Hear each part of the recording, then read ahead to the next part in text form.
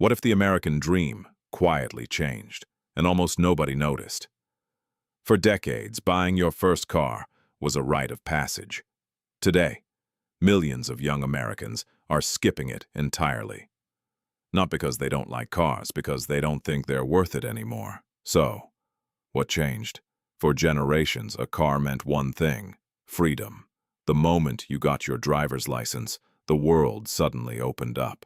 Late-night drives, road trips with friends, the freedom to leave whenever you wanted. Owning a car wasn't just practical, it was personal. It was a symbol that you'd finally grown up. But if you ask many Gen Z adults what they're saving for today, the answers sound very different. A house, travel, starting a business, investments, financial security. Some just want to stop living paycheck to paycheck. A car, it's often nowhere near the top of the list, and that simple shift is sending shockwaves through one of America's biggest industries. At first glance, the answer seems obvious. Cars have gotten expensive, really expensive, but that's only part of the story. The real reason goes much deeper. Imagine graduating from college today. You might already owe thousands in student loans. Rent keeps climbing. Groceries cost more than they did a few years ago. Healthcare isn't getting cheaper. Insurance keeps rising. Every paycheck seems to disappear faster than the last one. Now imagine adding a car payment on top of all that. Suddenly, buying a vehicle doesn't feel like freedom. It feels like another monthly bill you can't escape. And here's what's even more surprising. Buying the car is only the beginning. There's insurance, gas, maintenance, oil changes, tires, repairs, registration fees, parking. Every month, the costs keep coming. Some people discover they're spending hundreds of dollars before they've even driven to work. That's when many Gen Z buyers start asking a question previous generations rarely had to ask. Do I even need a car? That question would have sounded ridiculous 20 years ago. Today, it's completely reasonable. Think about how much life has changed. Need a ride? Open an app. Need groceries? They'll be delivered. Want dinner? Someone brings it to your door. Need a car for the weekend? Rent one. Technology didn't just make transportation easier, it completely changed the economics of owning a vehicle. And that's where things start getting interesting. If you live in cities like New York, Chicago, Boston, Seattle, or San Francisco, owning a car can actually make life harder. Parking costs a fortune. Traffic steals hours from your day. Public transit often gets you there faster. Walking is easier.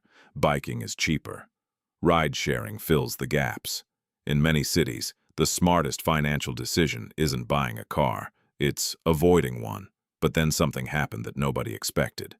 The pandemic flipped everything upside down. People stopped using public transportation. Used car prices exploded.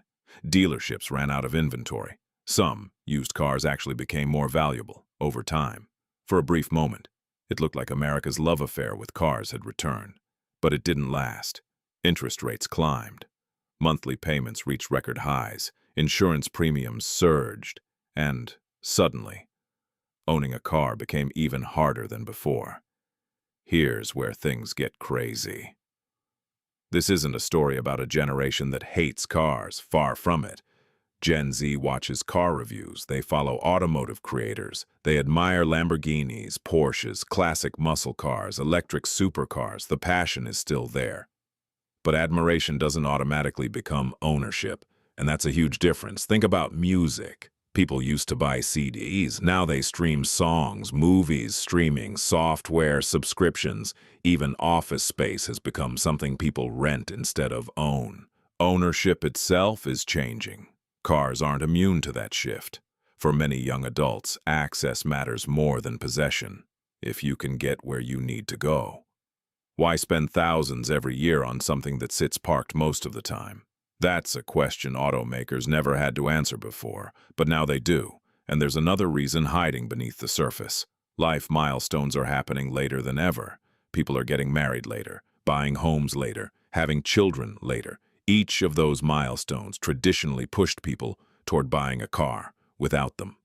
The urgency disappears. The timeline of adulthood has changed, and the auto industry is being forced to change with it.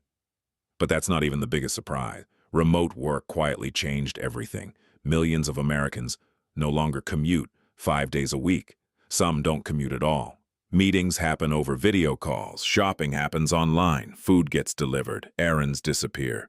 Many people simply drive less than previous generations ever did, and when your car spends most of its time sitting still, the monthly payment starts feeling a lot harder to justify. Of course, this isn't true for everyone.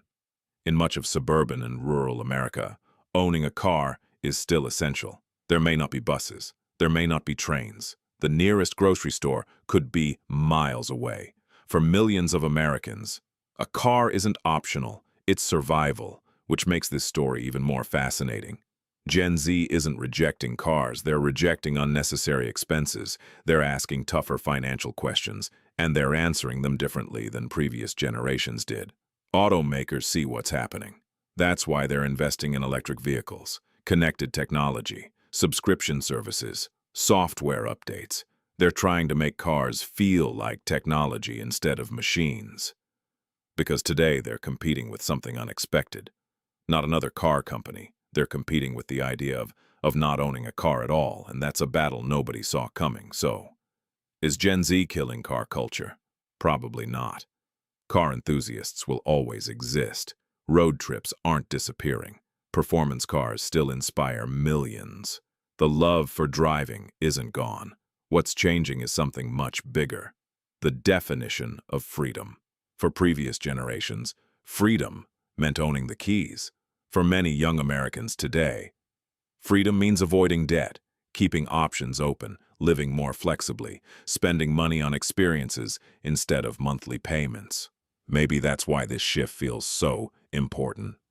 Because it isn't really about cars, it's about how an entire generation measures success, and if that mindset continues to spread, the future of transportation could look completely different from the one America spent the last 100 years building. So the next time you see another report saying Gen Z isn't buying cars, remember, the story was never about automobiles. It was about priorities. And sometimes, the biggest revolutions don't begin with what people start buying. They begin with what people quietly stop buying. If you enjoyed this story, make sure to like the video and subscribe for more deep dives into the trends quietly reshaping our world.